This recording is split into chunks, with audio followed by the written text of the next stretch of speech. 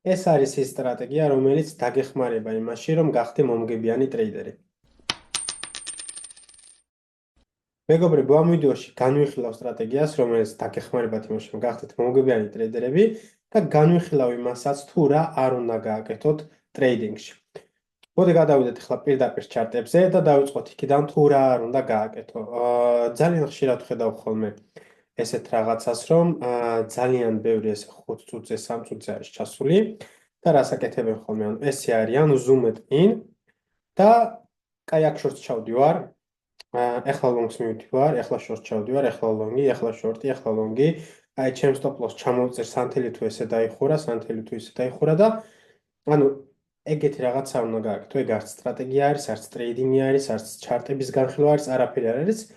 ეგ არის ჩვეულებრივი გამბლინგი.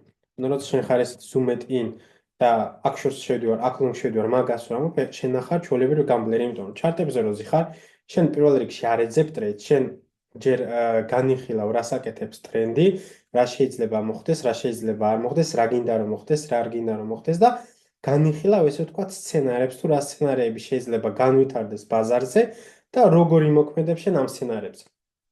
აქ ჩამოწერილი მაქვს რამოდენიმე რაღაცა, რაც უნდა გაითვალისწინო და შენ ამ ესე ვთქვათ კომპონენტებიდან შეგიძლია შეადგინო შენი სტრატეგია, რომელიც დაგეხმარება იმაში, რომ გახდე უკეთესი ტრეიდერი. თქვენ შეგიძლიათ ესეთი რაღაცა დაიწეროთ, მე რა თქმა უნდა ახლა გავაკეთე იმის, რომ თქვენ განვხეთ ვიდეოში, მაგრამ როგორ აკეთებ ეს რაღაცას და ანუ რა არის ეს უბრალოდ ჩვეულებრივი ტექსტი არ არის, ნახეთ ჩარტები სადაც უნდა წავიდეს. ეს მაინც აქ რჩება და ეს კარგი არის ხოლმე რემაინდისთვის იმისთვის, რომ არ დაგავიწყდეს, თუ რაზე უნდა გაამახვილო ხოლმე შენ ყურადღება და ეს არის აი აქ. ტექსტი არის და აი ეს არის, მე მგონი ვნახოთ. არა, ეს არ არის. აი ეს არის. აქ რო დაწერ, რაც უნდა დაწერო, მე იგივე ადგილზე რჩება და არ არის. ნუ მოკლედ მოდი დავიწყოთ, ანუ უკვე გითხარით რომ რა არ უნდა გააკეთოთ, როცა შენ ჩარტებს ხსნი და პირდაპირ ტრეიდზე შედიხარ ლონგზე ან შორტზე, ეს არის არასწორი, ეს არის ჩვეულებრივი გამლინგი, იმიტომ რომ შენ ჩარტებს რო ხსნი, შენ არ იწყებ ტრეიდს, შენ იწყებ განხილვით თუ რა ხდება ბაზარზე. აქ ჩამოწერი მაქვს 4 რამ, რაც უნდა გამახვილო ყურადღება და შენ ამ 4 რამეზე თუ გაქვს პასუხი და სწორი პასუხი, შენ გეცოდინება, უნდა შეხვიდე ტრეიდში თუ არ უნდა შეხვიდე და ისიც გეცოდინება თუ რას უნდა დაელოდო იმის, რომ შეხვიდე ტრეიდში ან არ შეხვიდე ტრეიდში და ეს არის ის სტრატეგია, რომელიც შენ მკაცრ პასუხებს გცემს, რომ არის ტრეიდინგის დრო თუ არ არის, არის ყიდვის თუ გაყიდვის დრო და ასე შემდეგ. ასე რომ მოდი დავიწყოთ მეგობრებო და პირველი არის ტრენდი. high time frame და low time frame ტრენდი, ანუ ყველანაირად განსხვავდება high time frame და low time frame, იმიტომ რომ ნახეთ რა ხდება. გააჩნია შენ ხარ day trader თუ swing trader, რა თქმა უნდა ამ ყველაფერს გააჩნია, მაგრამ მოდი განვიხილოთ. ვთქვათ რომ 4 საათიანზე არის ესეთი down ტრენდი. ანუ რას გვეუბნება ეს, რომ მაღალ time frame-ზე ჩვენ გვაქვს ესეთი down ტრენდი. მაგრამ low time frame-ებზე ნახეთ ახლა რა ხდება, low time frame-ზე შეიძლება ჩვენ გქონდეს აღმავალი ტრენდი. low time frame-ზე რო ჩამოხვიდე, ანუ double time frame-ებზე შეიძლება შენ აქ 1 საათიანზე გქონდეს ესეთი აღმავალი ტრენდი, რომელსაც ჩარტებზეც განახებთ, რა თქმა უნდა, აქაც გქონდეს აღმავალი ტრენდი. ეს აუცილებელია შენ იცოდე, რომ სად ვართ მაღალ time frame-ზე, სად ვალ double time frame-ზე, იმისთვის რომ იცოდე, რომ შენ ახლა უყურებ ლონგებს თუ შორტებს double time frame-ზე და ლონგებს თუ შორტებს მაღალ time frame-ზე, ხო? მოდი ახლა დავიწყოთ ჩვენ ჩარტების განხილვა და მივყვეთ აი ამ ჩვენ სტრატეგიას, რომელიც გაგვცემს, ესე ვთქვათ, გაგვცემს პასუხებს ჩვენ კითხვებს და გვეტყვის არის თუ არა ტრეიდინგის დრო და არის თუ არა ლონგის ან შორტზე შესვლის დრო. მოდი ახლა ვნახოთ რა ხდება, ანუ high time frame-ზე ახლა დღიურად რო გადავდივართ, ლოკალურად ჩვენ ვართ down trend-ზე. ახლა ვიღაცამ რო თქვას, რომ აი zoomed out გააკეთე და ჩვენ daily-ზე აქედან რო დავიწყოთ, რა ქვია, 2000 წლიდან ჩვენ uptrend-ში ვარ. ვიღაცამ შეიძლება, ანუ ესეთი რაღაცა თქვას, მაგრამ ჩვენ საერთოდ არ გვაინტერესებს 2020 წელს რა ხდებოდა, ან 2023 წელს რა ხდებოდა, ან ეს როდის იყო 2024 წელს რა ხდებოდა, იმიტომ რომ ჩვენ უყურებთ ლოკალურ price action-ს უყურებთ, ლოკალურ ფასის განვითარებას უყურებთ. თუ ჩვენ მაგალითად ვთქვით, რომ აი ფასი შეიძლება დავარდეს, შემდეგ შეგვიძლია გადავიხედოთ ისტორიაში, თუ სად შეიძლება მოძებნოს ფასმა სუპორტი და სად შეიძლება გაჩენს. მაგ შემთხვევაში, რა თქმა უნდა, შენ გჭირდება ისტორია, შენ გჭირდება 2000 წელიც და იმის იქითაც კიდევ, რა თქმა უნდა, აქ 2020 წელია უკაცრავად. ბიტკოინი 2008-ში დაარსდა, ასე რომ 2000-ში ვერ გადახვალ, მაგრამ სხვა სტეპზე რა თქმა უნდა შეგიძლია და ანუ შეგიძლია გადახვიდე ისტორიაში ჩარტები რამდენი ინფორმაციას მოგცემს, ხო, იმიტომ რომ განსაზღვრო სად შეიძლება იყოს სუპორტი. აქ მაგალითად შეგვიძლია ვთქვათ, რომ შეიძლება იყოს სუპორტი აი ამ ადგილას და ეს არის ისტორია, ხო, აქაც გვანახებს, რომ აქ იყო პრეს აქშენი და აქაც, ასე რომ შეგვიძლია ვთქვათ, რომ აი აქ შეიძლება იყოს სუპორტი და ველოდოთ მას ამ შემთხვევაში გჭირდება ხოლმე შენ ისტორიაში გადასვლა, მაგრამ ეხლა ჩვენ აქ ლოკალურად რო ვიმყოფებით, საერთოდ არ უნდა გაინტერესებს 2020 წელს რა ხდებოდა და ასე შემდეგ, ასე რომ ვუყურებთ ეხლა ჩვენ ლოკალურად და ლოკალურად ჩვენ ვართ ჩვეულებრივ დაუნტრენდში, აქ ვიყავით რა თქმა უნდა რეინჯში. ჩვენ დავკარგეთ რეინჯი ცოტა ესეთი იყო. ჩვენ დავკარგეთ რეინჯი და ვაკეთებთ ესე ვთქვათ დაუნტრენდს, ანუ რა ხდება ეხლა ჩვენ ვართ დაუნტრენდში, როგორ უნდა შეხედო რომ ხარ დაუნტრენდში გვაქვს high low ანუ ეს ამ lows თუ შევადარებთ აი ამ lows lower low გვაქვს ჩვენ გვაქვს lower high lower low ეხლა ვაკეთებთ lower high შეიძლება გაკეთდეს აქამდე ანუ შეიძლება ჩვეულებრივ გაიცეს და წამოვიდეს ქვემოთ ანუ high time frame ჩვენ რა გვაქვს მაღალ time frame-ებზე ჩვენ გვაქვს დაღმავალი ტრენდი ანუ ჩვენ უკვე ვიცით მაღალ time frame-ებზე რა გვაქვს მან ახლა გადავიდეთ double time frame-ებზე და რა გვაქვს double time frame-ებზე აი ზუსტად ამას ვამბობდი მეგობრებო რომ ჩვენ შეიძლება high time frame-ზე ნახეთ ხედავ უბრალოდ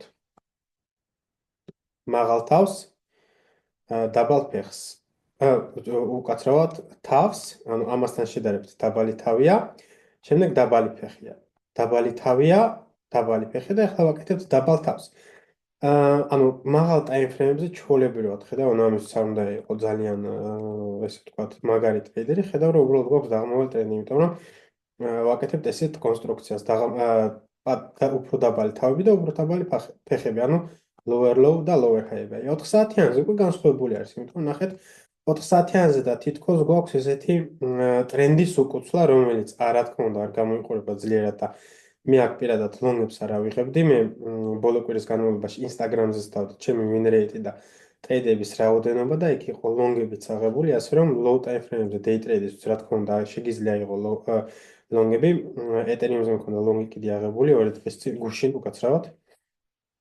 მაგრამ ეგ არნიშნავს იმას, რომ მე ვეროდები რომ ფასი წავიდეს მაღლა. ჩემი ერთი სამზე risk reward-ი დავაფიქსირდი და მოშ გამოვიდი ტრეიდიდან. მოკლედ რა ხდება აქ low time frame-ზე? low time frame-ზე ჩვენ ხედავთ რომ გვაქვს აღმავალი ტრენდი. ნახოთ ახლა. კი ბატონო, ჩვენ გვაქვს ჩვეულებრივ აღმავალი ტრენდი, იმიტომ რომ ხედავ 4 საათიანზეც და საათიანზეც. ჩვენ გვაქვს ბოლო high, ბოლო low. აქ გავაკეთეთ higher high. ანუ არც ისე ძლიერი higher high, მაგრამ higher high გავაკეთეთ. ამ ვიკებმა გააკეთეთ ამაზე მაღალი, წინა ვიკებზე მაღალი high, შემდეგ გვაქვს უფრო მაღალი ფეხები. უფრო მაღალი თავი და ახლა ვაკეთებთ უფრო მაღალ ფეხს. ანუ ტრენდი თუ გვინდა შევინარჩუნოთ, ფასი უნდა გაჩერდეს აქ და მე გააკეთოს high და წავიდეს მაღლა. ანუ ჯერჯერობით ჩვენ low time frame-ებზე ჩვენ გვაქვს აღმავალი ტრენდი double time frame-ს, ხო? ანუ რა შეიძლება ამით გავაკეთოთ, რაც გვეუბნება ეს ინფორმაცია? ეს ინფორმაცია გვეუბნება, რომ მაღალ time frame-ზე ჩვენ გვაქვს ესე ვთქვათ, დაღმავალი ტრენდი, ანუ შენ თუ გინდა swing trade-ების აღება long-ის არ იქნება საინტერესო, იმიტომ რომ ჩვენ ვაგზავნებთ ქვემოთ ცვლას. თუ ჩვენ მაგალითად high time frame-ზე შევცვალეთ ტრენდი და წავიდეთ აღმავალ ტრენდში, მაშინ ლონგები საინტერესო იქნება, ხო, მაგრამ ჯერჯერობით ჩვენ ვართ დაღმავალ ტრენდზე, ასე რომ shorting is the way to go. ანუ შენ თუ გინდა რომ შენ ტრეიდები გამოვიდეს კარგი, უნდა იზონო იმაზე რომ short-ებზე შეხვიდე. თუ ხარ day trader-ი ან scalper-ი მაგალითად, შეგიძლია თქვა, რომ low time frame-ზე, ანუ double time frame-ზე ჩვენ გვაქვს აღმავალი ტრენდი, ანუ შეგვიძლია ვიფიქროთ ლონგებზეც. მაგრამ ნახეთ ახლა რა ხდება მეგობრებო, ეს არის ყველაზე საინტერესო რამ. ახლა მე მაგალითად აქ ლონგს აღარ ავიღებდი და რატო არ ავიღებდი? ნახეთ ჩვენ საინტერესო ახლა გადავდივართ მეორეზე. ანუ ჩვენ ხო ვიცით ახლა მაგალითად მაღალ time frame-ზე თუ არ swing trader-ები უნდა ვეძებთ short-ები, თუ ვართ day trader-ები და scalper-ები და შემდეგ შეგიძლია ვეძებოთ long-ები, იმიტომ რომ ჩვენ გვაქვს ჩვეულებრივ აღმავალი ტრენდი, ხო? ანუ ფასი შეიძლება ჩამოვიდეს აქ აიღო ლონგი და ფასი წავიდეს მაღლა. მაგრამ ნახეთ ახლა რა ხდება, ახლა არის ყველა საინტერესო. ვიმყოფებით ჩვენ support-ზე თუ resistance-ზე, ანუ ვიმყოფებით წინაღობაზე თუ მხარდაჭერაზე და რა არის ეს, ანუ ჩვენ გვაქვს support-ი და resistance, ხო? გადავიდეთ უკან. support-ი და resistance. ნახეთ ახლა რა ხდება. აქ იწყება ყველაზე საინტერესო რამ მეგობრებო, რაზეც ანუ ბევრი აკეთებს ხოლმე შეცდომას, თქვა ჩვენ გვაქვს აქ ისა, შევეცდები რომ ეხლანდელი ტრენდით იმას ავქნა. დავხაზო, გვაქვს დაღმავალი ტრენდი და ანუ ჩვენ ახლა გვაქვს, ცადე, კარგად რომ დავხაზო. კი ბატონო. ოკეი, ახლა ნახეთ რა ხდება მეგობრებო. ჩავთვალოთ რომ ეს აღმავალი ტრენდი არის აი ზუსტად ეს აღმავალი ტრენდი. აი ეს აღმავალი ტრენდი. ახლა ნახეთ რა ხდება, შეიძლება ახლა აი აქ, იმიტომ რომ არასდროს არ უნდა ევაჭრო ტრენდ ლაინებს. შეიძლება აქ ვიღაცა შევიდეს ლონგზე. მაგრამ დიდი შანსია რომ გაისტოპოს და რატომ? ანუ გონია რომ ჩვენ გავარღვიეთ ეს 4 საათიანზე და ვსო უკვე ჩვენ უნდა შევიდეთ ლონგზე და ჰუპ გავაგზავნებთ ჩვენ ბულ მარკეტს და მაღლას ვას, მაგრამ ეს ესე არ არის და რატომ? ნახეთ ახლა რა ხდება. ჩვენ აქვს აღმავალი ტრენდი და აღმავალი ტრენდი, ანუ შენ შეგეძლო აქ შესულიყავი ლონგში თუ ხარ დეი ტრეიდერი ან სკალპერი, რა თქმა უნდა აქ შესულიყავი ლონგში, აქ შესულიყავი ლონგში, აქ შესულიყავი ლონგში, მაგრამ რაც უფრო და უფრო მაღლა ადიხარ, მით უფრო და უფრო სახიფათო ხდება შენთვის ლონგები, იმიტომ რომ შენ ესე ვთქვათ, უფრო და უფრო უახლოვდები რეზისტენს და შენი რევარდი აღარ არის ისე საინტერესო. მაგალითად, აქ ქვემოთ რომ გეყიდა, რა თქმა უნდა, რივარდს ვილაპარაკებთ ამ ბოლოს, აქ უფრო ის ზედაპირულად განვიხილავ, აქ რომ გეყიდა მაგალითად ლონგში რომ შესულიყავი, შენი მთლიანი რევარდი არის ეს აი აქამდე. აქ თუ იყიდი, შენი რივარდი არის აი ეს, ანუ ნახეთ ახლა უფრო და უფრო პატარავდება რივარდი. აქ თუ იყიდი, შენი რივარდი არის ეს და შემდეგ შენი რივარდი არის ეს. ანუ რევარდები რაც უფრო და უფრო მაღლა მიდიხარ რეინჯი, შენი რევარდები უფრო და უფრო ხდება ნაკლები. მაგრამ მოდი ახლა რევარდები ცოტა მომავალში განვიხილოთ. ნახეთ ახლა რა ხდება. ზოგმა შეიძლება ითქვას, რომ აქ შეიძლება ჩვენ შევიდეთ ლონგში, მაგრამ ლონგი აღარ არის საინტერესო, რატომ? იმიტომ რომ შენ მაღალ ტაიმფრეიმზე იმ დაუნ ტრენდის წინა თავს, ანუ ნახეთ, ჩვენ გვაქვს ეს მაღალ ტაიმფრეიმი დაუნ ტრენდი და ნახეთ, ეს ხო არის 4 საათიანი, წეგან ხო განახეთ მაგალითად დეილიზე. წეგან განახეთ დეილიზე თუ როგორ გამოიყურება ეს ყველაფერი. ხო, ნახეთ რა ცოტა ინფორმაცია გაქვს, გვაქვს თავი, ფეხი, ფეხი და ანუ დაბალი თავები და დაბალი ფეხები. გადადიხარ 4 საათიანზე, გაქვს 4 საათიანზე გაქვს აღმავალი ტრენდი და 1 საათიანზეც გაქვს რა თქმა უნდა აღმავალი ტრენდი. ამასაც აქაც ზუსტად იგივე არის, ნახეთ 4 საათიანზე გამოიყურება ესე, გაქვს თავები და ფეხები, დაბალი თავი და დაბალი ფეხი, lower low და lower high-ები. მაგრამ 4 საათიანზე და 1 საათიანზე გაქვს ესეთი აღმავალი ტრენდი და ეს აღმავალი ტრენდი, აი ეს აღმავალი ტრენდი არის ამ ერთ დღიან სანთლებში ჩამალული. და ნახეთ ახლა რა ხდება, high time frame-ზე შენ გაქვს დიდი შანსი იმისთვის რომ შენ გააგრძელო ქვემო და ქვემო ცვლა. ამიტომ შენ რაც უფრო და უფრო მაღლა მიდიხარ, ანუ რაც უფრო და უფრო მაღლა მიდიხარ, თქვათ რომ აქ ვართ, რაც უფრო და უფრო მაღლა მიდიხარ, ლონგები შენ უფრო სახიფათო ხდება, იმიტომ რომ აქ შეიძლება ჩვენი high time frame ტრენდი, ესე ვთქვათ, გაგრძელდეს. და ნახეთ ახლა რა ხდება ჩვენთვის. ჩვენ ვართ ახლა რეზისტენცი, ანუ ჩვენ შეგვიძლია ჩვენ კითხვას გავცეთ პასუხი, ანუ ტრენდი high time frame-ზე და low time frame-ზე უკვე ვიცით, ანუ high time frame-ზე ვართ დაღმავალ ტრენდში, low time frame-ზე ვართ აღმავალ ტრენდში. რაც შეეხება ახლა ჩვენ support და resistance, daily-ზე ეს კარგად არა ჩანს, მაგრამ 4 საათიანზე ვიცით რომ აი აქ არის ჩვენი resistance.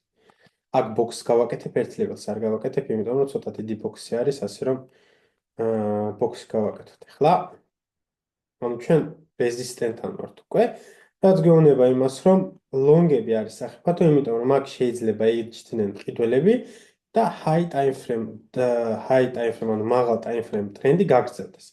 ანუ აქ ხედავთ რომ გავაკეთეთ თავი, ანუ თავი არის ანუ high არის lower low, lower high, lower low და ახლა ვაკეთებთ lower highs. რა შემთხვევაში იქნება? უკაცრავად რა შემთხვევაში იქნება ახლა მაგალითად აქ ლონგების საინტერესო თუ ჩვენ ტრენდ შევცვლით, ანუ თუ გვაქვს ეს დაღმავალი ტრენდი, თუ შევცვლით აღმავალ ტრენდს და პირველი სიგნალი იქნება ის რომ ბოლო drop off point-ი, ბოლო high გავარღვიოთ, რაც იქნება მაგალითად აი ესეთი. თუ ესეთ რაღაცას გავაკეთებთ, მე მზად ვარ რომ შევიდე ლონგებში, swing ლონგებშიც, იმ შემთხვევაში თუ ჯერ გავარღვიოთ 4 საათიანზე აი ეს ლეველი, box ვიტყოდი, ლეველი უკვე აღარ არის აქ. თლიანი box თუ გავარღვევდით, მაგ შემთხვევაში ჩვენ მე ვიტყოდი რომ აი ლონგები არის საინტერესო, იმიტომ რომ ჩვენ მაღალ ტაიმფრეიმ ტრენდი შევცვალოთ, მაგრამ მაღალ ტაიმფრეიმ ტრენდი არ არის შეცვლილი. და ნახეთ, იმიტომ არის აუცილებელი რომ შენ ამ კითხვას გასცე პასუხი, რომ შენ აქ თუ გგონია რომ ჩვენ ვართ აღმავალ ტრენდში და ოპა, ჩვენ წავედით უკვე და გავაგრძელოთ ჩვენი აღმავალი ტრენდი და ბულ მარკეტი თუ ვინც რას ეძახის, მაგრამ რო გადახვიდე ახლა მაგალითად high time frame-ზე, ანუ ამ კითხვას თუ დაусმევდი შენ თავს, რაც აქ არის high time frame-ზე, შენ ხვდები რომ high time frame-ში შენ ხარ ჩვეულებრივ დაღამავალ ტრენდში და დიდი შანსი არის რომ ფასმა გააგრძელოს ქვემოცვლა და გატესტოს უფრო და უფრო ქვემოთა ლეველები. ნახეთ ახლა რა ხდება. ვიცით რა ხდება high time frame, low time frame-ზე, ვიცით ვარ support-ზე თუ რეზისტენცია, ანუ ჩვენი რეზისტენცია არის აქ. ჩვენი ლოკალური სუპორტი, ანუ ლოკალური სუპორტი არის აი აქ. ეს გავამწვანოთ. მაგრამ თუ high time frame გაგრძელდა, ანუ downtrend თუ გაგრძელდა, უნდა მოვძებნოთ ისეთი ადგილები, სადაც ფასი შეიძლება შეჭერდეს, ხო, ანუ უფრო ქვემოთ სუპორტები, სადაც შეიძლება ჩვენ ვეძებოთ პოზიციები. და ეს სუპორტები შეიძლება იყოს აი აქ. უფრო ქვემოთ მე არ ჩამოვალ, ანუ ქვემოთაც შეიძლება იყოს სუპორტები, მაგრამ ლოკალურად ჩვენ ჯერ თუ ამ ლეველს ჩამოვსვით, ამ ეს ლეველი უნდა გავწესოთ და ეს ლეველი უნდა გავწესოთ. ანუ უფრო ქვემოთ მე ჯერჯერობით არ დავიწყებ ძებას, იმიტომ რომ მანდ არა ვარ და ლოკალურად ჩვენთვის ეს ყველაფერი არ არის საინტერესო. იმიტომ რომ ზოგი ამბობს ხოლმე, რომ აი აუცილებლად უნდა გაიტესტოს აი ეს ლეველი, რომელია ეს? მაგალითად 54 ლეველი, იმიტომ რომ ეს არ გატესტდა ჯერ, ან ზოგი ამბობს რომ უნდა გაიტესტოს კიდე აქ ქვემოთ ლეველები, ეგრე რომ შევხედოთ, ნახეთ, ეს ლეველიც უნდა გაიტესტოს $17,000. ეს ლეველიც უნდა გაიტესტოს, იმიტომ რომ ფასი აქ არასდროს არ ყოფილა ისევ ჩამოსული. 27,000 ლეველიც უნდა გაიტესტოს, 35,000 და ასე შემდეგ. მაგრამ შენ თავს უნდა დავუსვა კითხვა, ფასი აქამდე რომ ჩამოვიდეს, უკვე იქნება თუ არა საინტერესო. ამიტომ ის რომ ისტორიაში გადახვიდე და ის ყველა გასტესტე ადგილი ნახოს, სისულელე არის. შენ ხარ აქ ლოკალურ price action-ზე გაქვს შენ ყურადღება გამოხლებული, ამიტომ უნდა იყო, ასე ვთქვათ, კონცენტრირებული ლოკალურ price action-ზე და ლოკალურ ფასის განვითარებაზე. ანუ ლოკალურად შეიძლება ეს თუ დავკარგეთ პირველი ადგილი, სად გავჩერდებით, იქნება აქ და შემდეგ იქნება აქ. ანუ ვიცით სად არის რეზისტენცია, ვიცით სად არის სუპორტი. მოდი ახლა განვიხილოთ longi თუ short-ი. რა არის საინტერესო ჩვენთვის longi თუ short-ი. ამ შემთხვევაში high time frame-ზე ჩვენ რა თქმა უნდა ვეძებთ short-ებს, მაგრამ აქ ხედავთ რომ liquidity აქვს კიდე ასაღები. ახლა ჩვენ შეგვიძლია ვთქვათ რომ ჩვენ ვიმყოფებით, ნახეთ, გეტყვით ახლა რა ხდება. მე ამას ვეძახი ხოლმე ყოველთვის no one's land, ანუ არავის მიწა რა. და რას გულისხმობ ამ ყველაფერს, ნახეთ, ეს ვთქვათ რომ ესა გვაქვს აქ range-ი და ფასი მოძრაობს ესე, ხო? ანუ შენ იცი რომ აქ შედიხარ shorts, აქ შედიხარ longs. ანუ აქ ყიდულობ, აქ ყიდი. მაგრამ როცა ფასი იმყოფება აი აქ შუაში სადღაცას. ესეთ რაღაცებს რო აკეთებს. ანუ აქ ტრეიდების სახება არც თუ ისე საინტერესო არის, იმიტომ რომ ფასი შეიძლება ყველგან წავიდეს. ყოველთვის უნდა დაელოდო რომ ფასი ჩამოვიდეს, აქ აიღოს liquidity და მოგცეს სიგნალები რომ შენ იყიდო აქ. ან თუ short-ი გინდა უნდა ამოვიდეს, აქ მოგცეს სიგნალები რომ შეგიძლია შეხვდე short-ზე და წამოხვიდე, მაგრამ როცა შენ ხარ აქ შუაში, ამას ვეძახი რომ no one's land, რა თქმა უნდა შეგიძლია ვაჭრო, მაგრამ პოზიციები ხდება უფრო სარისკო და არც თუ ისე გარკვეულში ხარ, სად შეიძლება გააკეთო short-ები თუ long-ები. ამ შემთხვევაში რას ვიტყოდი მე? ანუ long-ი თუ short-ი, ნახეთ ახლა რა ხდება, როცა შენ თავს უსმევ ამ კითხვას, long-ი თუ short-ი, უნდა იცოდე ხარ support-ზე თუ ხარ resistance-ზე. Support-ზე თუ ხარ, შეგიძლია შენ გააკეთო long პოზიცია მოძებნო, resistance-ზე თუ ხარ, შეგიძლია მოძებნო short პოზიცია, მაგრამ ახლა ვიმყოფებით ამ resistance-ზე და support-ის შუაში, აი რასაც ვამბობ no one's land. ანუ შენ აქ ახლა რომ აიღო ტრეიდები, აღარ იქნება საინტერესო ტრეიდები, იმიტომ რომ სად შენ აქ რომ აიღებ ტრეიდს და შენი მთლიანი რევარდი აქ არის და სად აქ რომ აიღებ ტრეიდს და შენი მთლიანი რევარდი აქ არის. თან ფას არ გადაუწყვეტია, ჯერ საით უნდა წავიდეს. ანუ ის თავიც არ გაუტესტია ბოლომდე, ანუ ჩვენ გვაქვს აქ კიდევ liquidity ასაღები. სად მოვძებნით მე ახლა shorts, თუ ფასი ამოვიდო და აქ დაველოდებოდი, ნახე, ახლა უნდა შენ უნდა წარმოიდგინო სცენარები, რა სცენარები შეიძლება მოხდეს. ამ სცენარებზე კიდე ცალკე გავაკეთებ ვიდეოს, მაგრამ რა სცენარები შეიძლება მოხდეს იმისთვის, რომ შენ აიღო შეხვიდე პოზიციაში.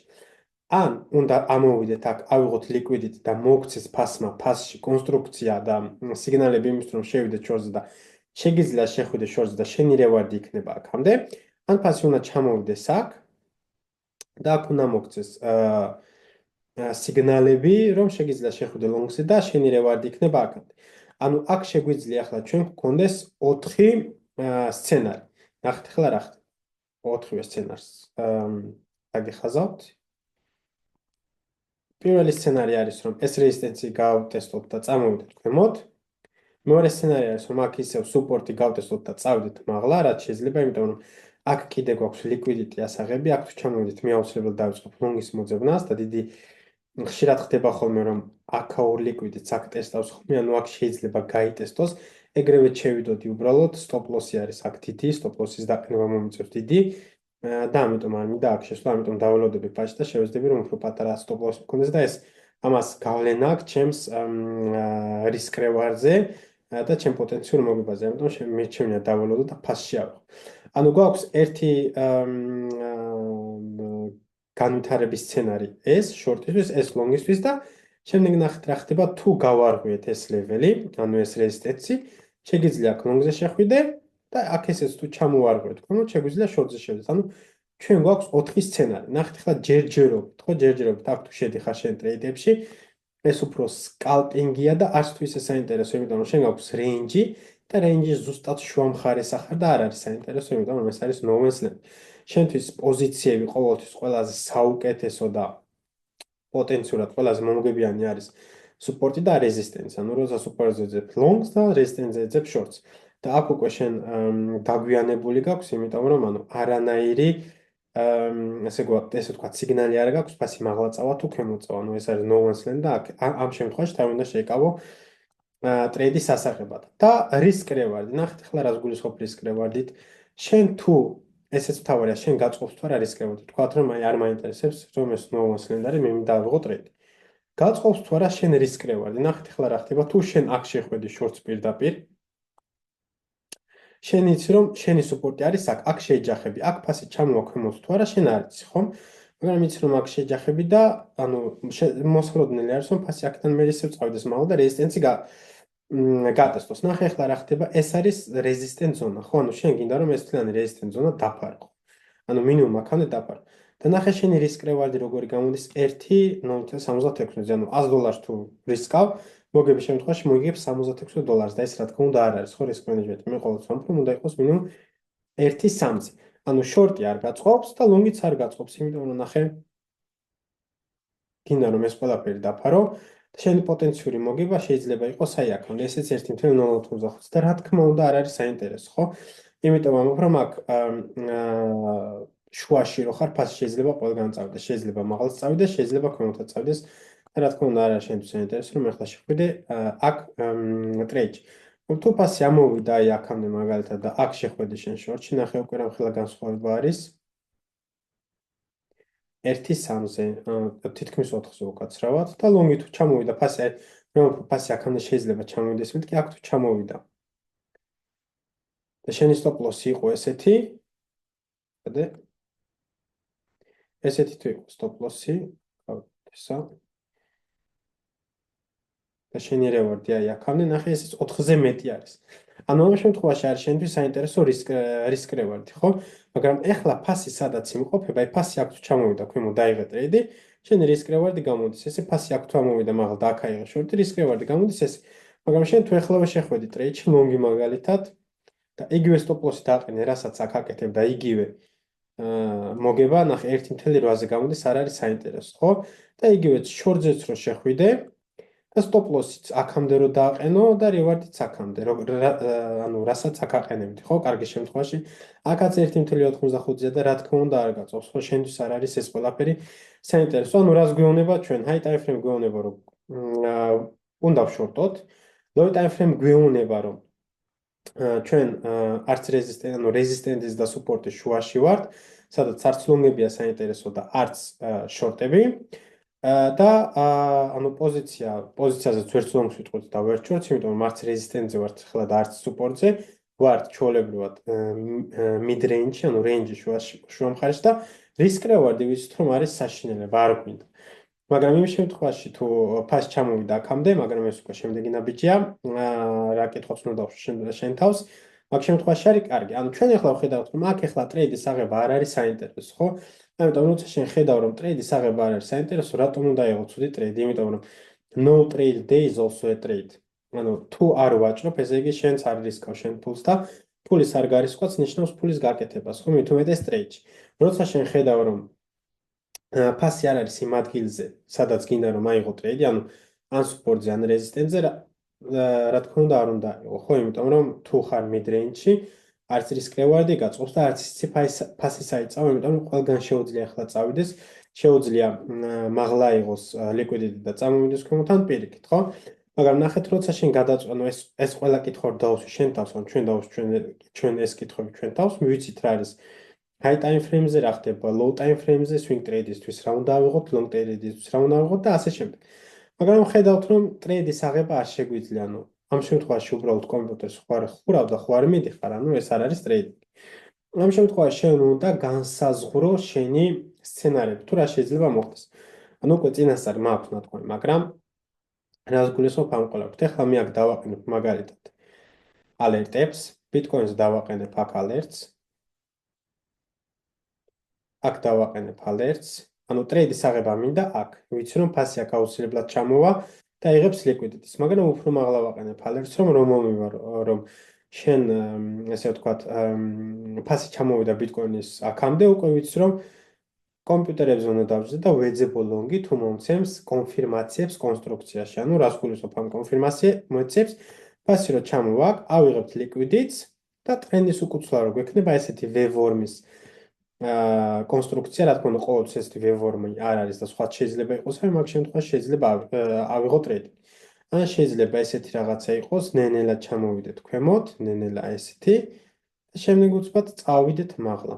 ანუ აქაც შეიძლება ავიღოთ, რა თქმა უნდა, price action ყოველთვის უნიკალურია და ყოველთვის ერთ და იგივეთ არ გამოიყურება, მაგრამ ვიცი რომ ამ სუპოზზე შეიძლება მე ვეძებო ლონგი. მაგრამ რა თქმა უნდა, bias არ უნდა გქონდეს, არ უნდა იფიქრო, რომ ფასი მარტო აქ წამოვა, შეიძლება აქედან წავიდეს მაღლაც. ამიტომ მაღლაც დავაყენებ მე ჩემ alerts და იმ შემთხვევაში თუ გაიტესტა ეს ადგილი მაინტერესებს ძალიან. თუ გაიტესტა ეს ადგილი, მაშინ აქ ისო კომპიუტერებს დავჯდები და იგივე კონსტრუქციას, რაც აქ დავხატეთ, ესა და წინა, იგივე კონსტრუქციას დაუნლოდები აქ, რომ მე მქონდეს ესე ვთქვათ, alert-ი რომ მომივა, მქონდეს იდეაში, რომ მე კომპიუტერებზე უნდა დავჯდე და მოძებნო ტრეიდი, რა თქმა უნდა, უნდა მოცეს კონფირმაციების იმისთვის, რომ შევიდე შორტში.